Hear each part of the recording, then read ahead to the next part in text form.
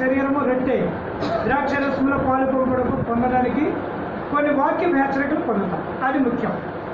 దేవుని రాజ్యము మరి పరిశుద్ధమైనది కాబట్టి పరిశుద్ధ రాజ్యానికి వెళ్ళడానికి పరిశుద్ధమైన హెచ్చరికలు మనకి అవసరం. రండి, ప్రకటన గ్రంథం 2వ అధ్యాయం. ప్రకటన గ్రంథం 2వ అధ్యాయము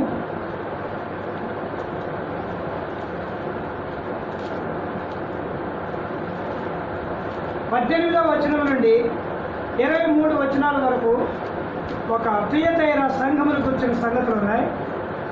వాటిలో ప్రాముఖ్యమైనది 20వ వచనం అందరం కలిసి చదువుకున్నాము.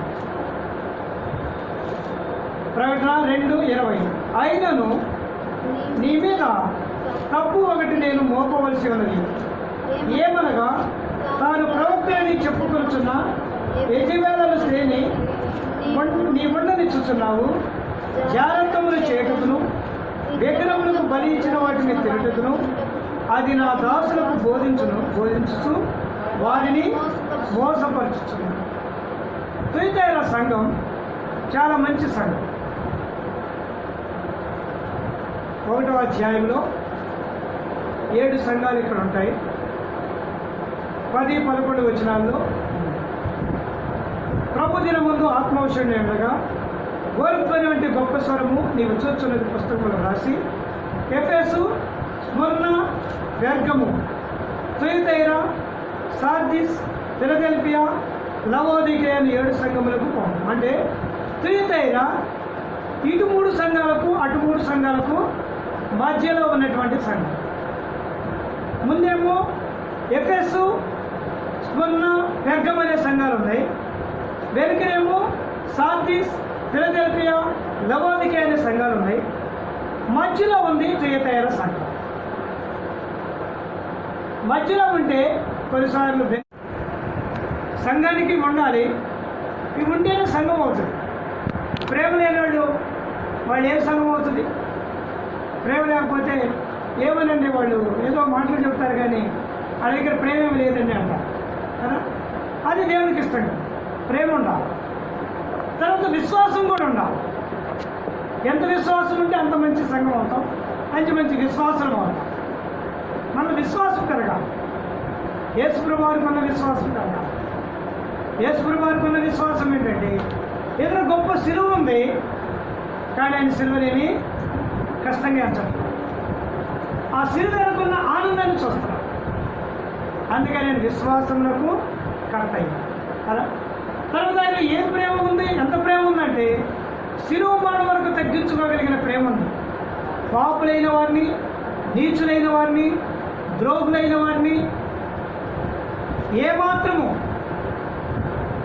తృణీకరించక వారిని ఆకర్షించినటువంటి ప్రేమ చేసుకున్నారు. కాబట్టి సంఘంలో అలాంటి ప్రేమ ఉంది, అలాంటి విశ్వాసం ఉంది. ఇక మన క్రియలంటే వర్ణించలేదు. క్రియలంటే అలాగనే మంచినీళ్ళు ఇచ్చేది అంతే. తర్వాత ఇంకా ఏదైనా ఒకవేళ సాయంత్రం పూట వచ్చాడు మనిషి, ఆ మనిషికి విశ్రాంతిని ఇచ్చేది అదే క్రియ. అవే నీతి క్రియలు, దేవుని క్రియలు. ఆ తర్వాత ఉదయాన్నే వెళ్తున్నాడు. నాకు బాగా అనుభవం అన్నమాట. నేను ఎక్కడికైనా సేవకుల మీటింగ్కి వెళ్ళాలంటే నాకొక్కడికే కాకుండా ఇంకొక 4 ఇడ్లీలు పెట్టేది అనమాట బాక్స్. ఇక ట్రైన్లో ఎక్కిన కానివ్వండి, అన్న వస్తున్నాడంటే 4 ఇడ్లీలు ఉంటాయని ఇదే సార్ అనమాట. అది ఇడ్లీ ఎక్కడ పెట్టుకొని రాలేక ఎంతో నెల్లూరు వెళ్ళని, ఒంగోలు వెళ్ళని, ఎక్కడికైనా వెళ్ళని, దూర ప్రయాణం వెళ్తున్నాడంటే నాకు ఒక్కడికే కాదు 4 సరే ఇది ట్రైన్ ప్రయాణం. సరే సేవకులు ఇంక బయటికి వెళ్ళే కొంచెం రేషన్ పీరియడ్లో ఉందంటే అన్న ఉన్నాడంటే టీ ఇప్పిస్తాడు. ఎంతమంది ఉంటే అంతమంది టీలు ఇప్పించడం అని నాకు అలవాటు. అంటే దేవుడు అట్లా నేర్పించాడు. అది చేసేది ఉంటే చెప్పగలుగుతాం, లేదేమని చెప్తాం చెప్పలేం కదా. అంటే ప్రేమించడము, క్రియలతో చూపించడము అనేది చాలా ప్రాముఖ్యం. తర్వాత విశ్వాసం. ఇంకా ఏముందంట, నీ పరిచర్యను. తుయతైర సంఘం మంచి పరిచర్య చేస్తారు. పరిచర్య అంటే ఏంటి?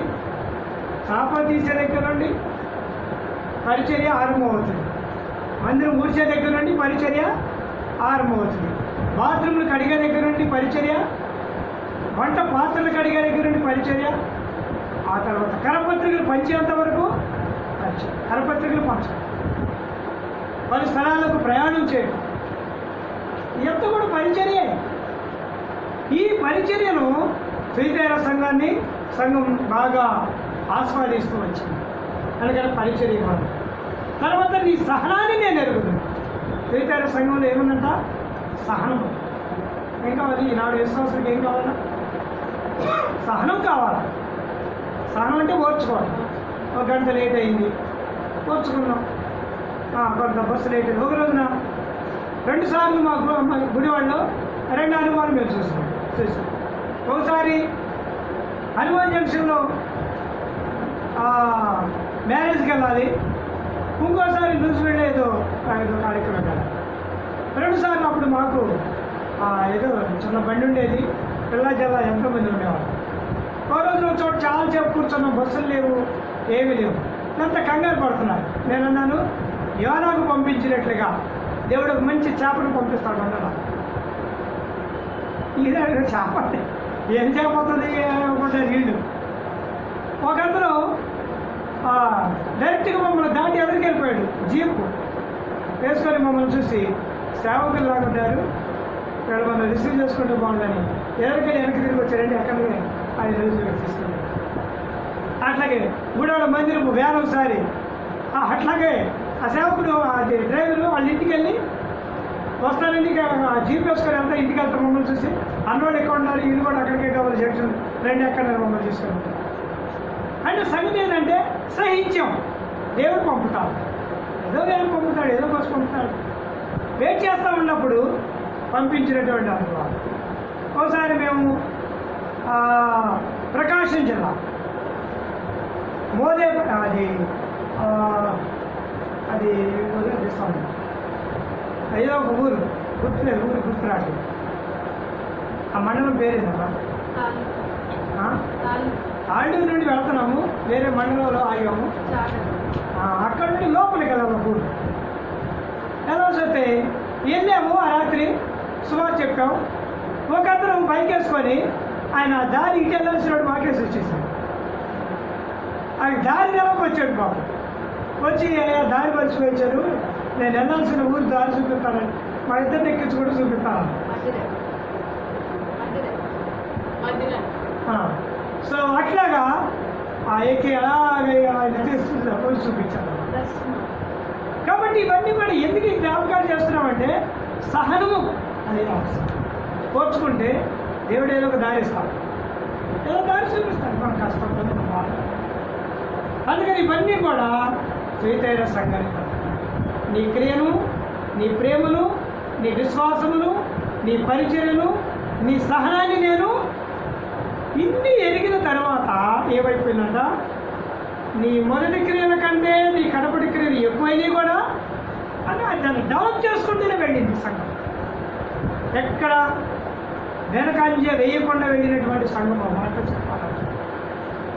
అన్నిట్లో ముందుకు వెళ్ళింది. అనుకోకుండా 20వ వచనంలో మనం చదివింది, ఆయనను నీ మీద తప్పు ఒకటి నేను. ఇంత సంఘానికి తప్పు వచ్చింది, ఇంత మంచి విశ్వాసకి తప్పు అంటే ఎంత బాధ కదా.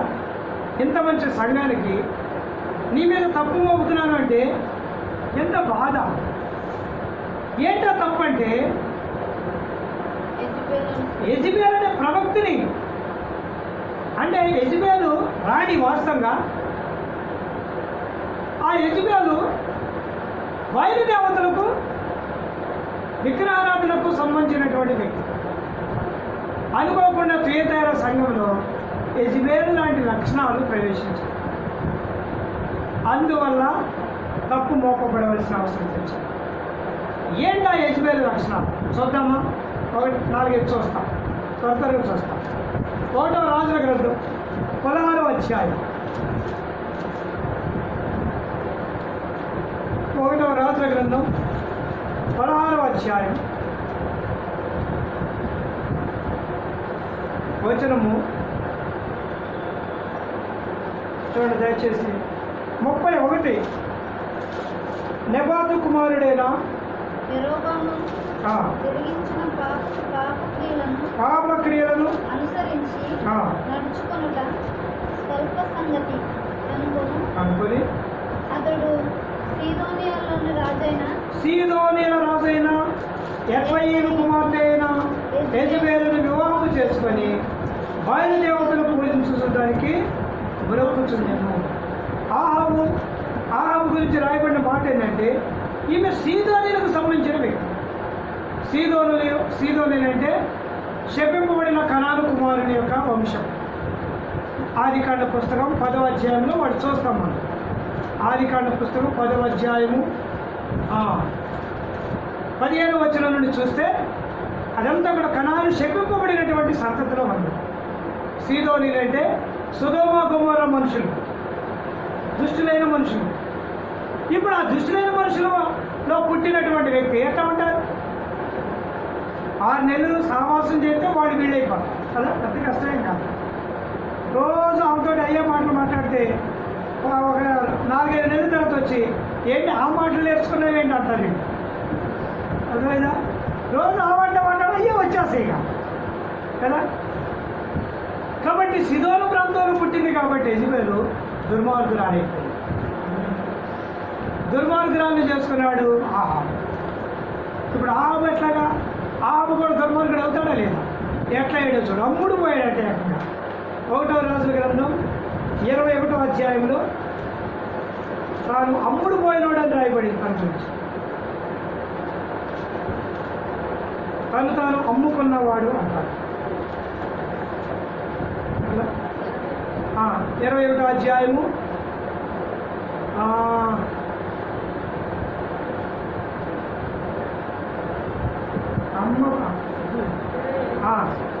వచనము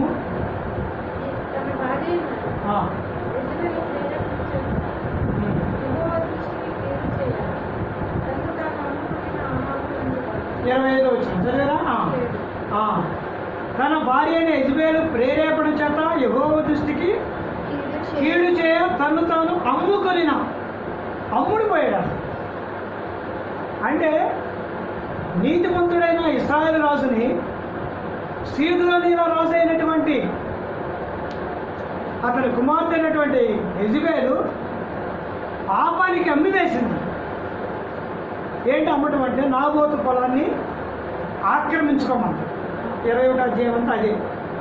నాబోతు పొలాన్ని, వాడికి ఒక్క పొలమే ఉంది, ఆమెకు చాలా పొలం ఉంది. నాబోతు ద్రాక్ష తోటని నువ్వు లాక్కుంటావా లేదా? అలాగ ప్రేరేపించింది.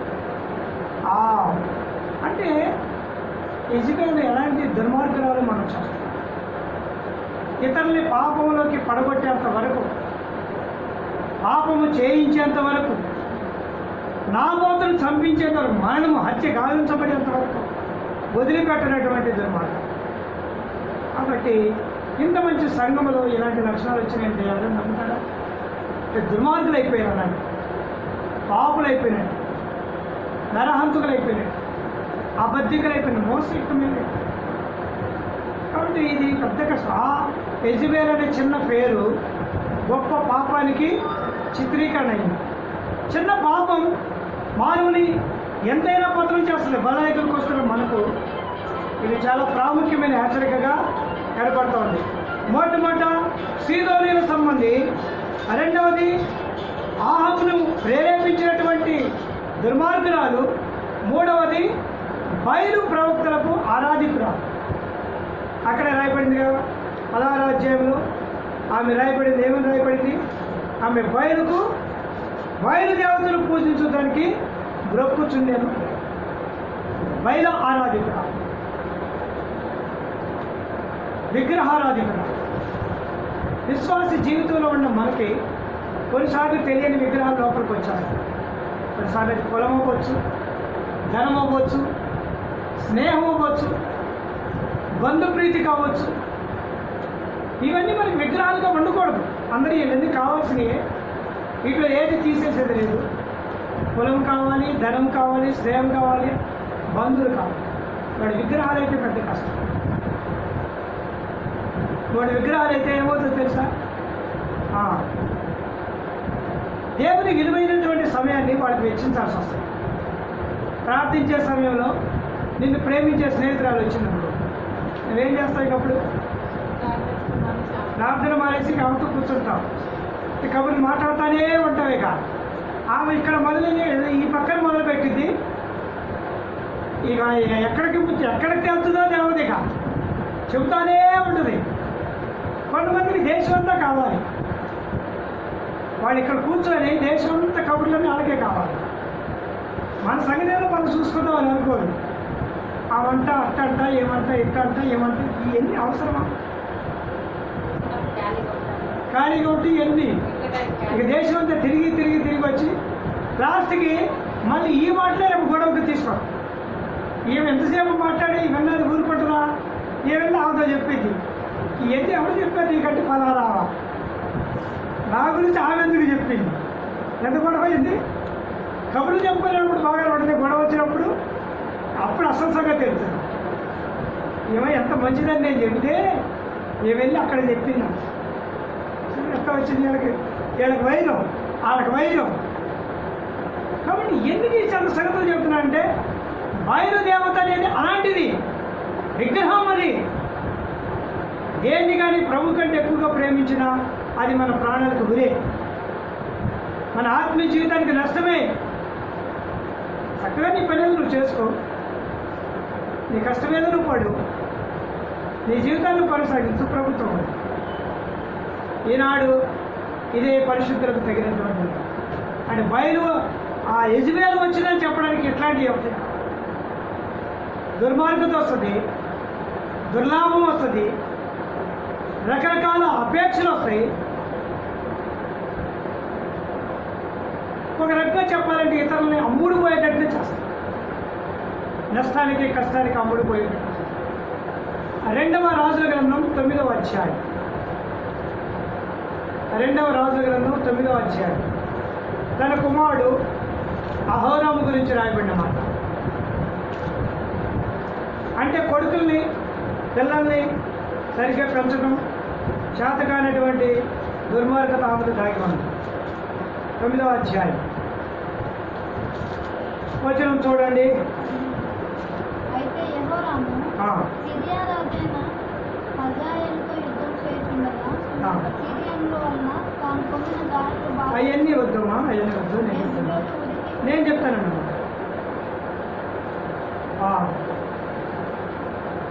24వ వచనం. అప్పుడు యెహూ తన బలము కొలది విల్లు ఎక్కుపెట్టి యెహోరాము భుజముల మధ్య పట్టగా బాణము అతని గుండె గుండా దూసుకొని పోయాను గనుక అతడు తన రథమందే ఒరిగెను. ఆ తర్వాత 26వ వచనం చూడండి. అప్పుడు యెహోవా సెలవిచ్చినదేమనగా నిశ్చయంగా నాబోతు రక్తములు కానీ వారి కుమారుల రక్తమును నిన్నటి దినమున నేను చూసింది కనుక ఈ భూభాగమందు నేను దానికి ప్రతీకారం చేదును. ఇదే యెహోవా వాక్కు. కాబట్టి నీవు యెహోవా మాట చొప్పున అతని ఎత్తి ఈ భూభాగమందు పడవేయము. నాబోతు ఎక్కడైతే రక్తం కాచాడో అదే స్థలంలో తన కుమారుడు లేక యెజబెలు కుమారుడు రక్తాన్ని కాచాడు. ఎంత భయంకరం అంటే కుమారుని యొక్క మరణానికి ఎవరు కారణమయ్యారు? తల్లే కారణం. అయ్యా తండ్రి నేను పాడు చేశాను, నువ్వన్నా మంచిగా బ్రతకరా కొడుకా అని అన్నా మంచి బుద్ధులు చెప్పవలసిన తల్లిగా లేక నువ్వు కూడా కత్తి పట్టుకో, నువ్వు కూడా యుద్ధానికి పో, నువ్వు కూడా వాళ్ళ మీద తిరుగుబాటు చేయన్నట్టుగా చేస్తుంది. సో అంటే ఇప్పుడు తండ్రి ఆహాబు మరణం పొందాడు, కుమారుడు మరణం పొందాడు, ఈమె రక్తం కూడా భయంకరంగా మరి చిందించబడినట్లుగా చూస్తాం.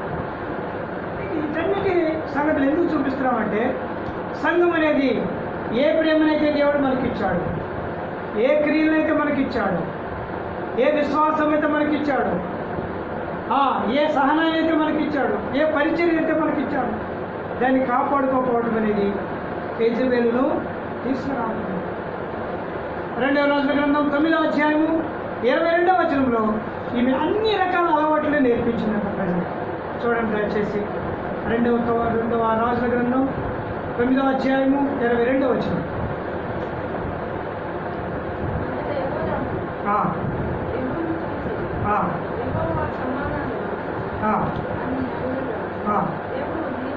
నీ తెలియని యెజబెలు జారత్వమును చిల్లంగితనములను ఇంత అపరిమితమై ఉండగా క్షేమం ఎక్కడి నుండి వచ్చును?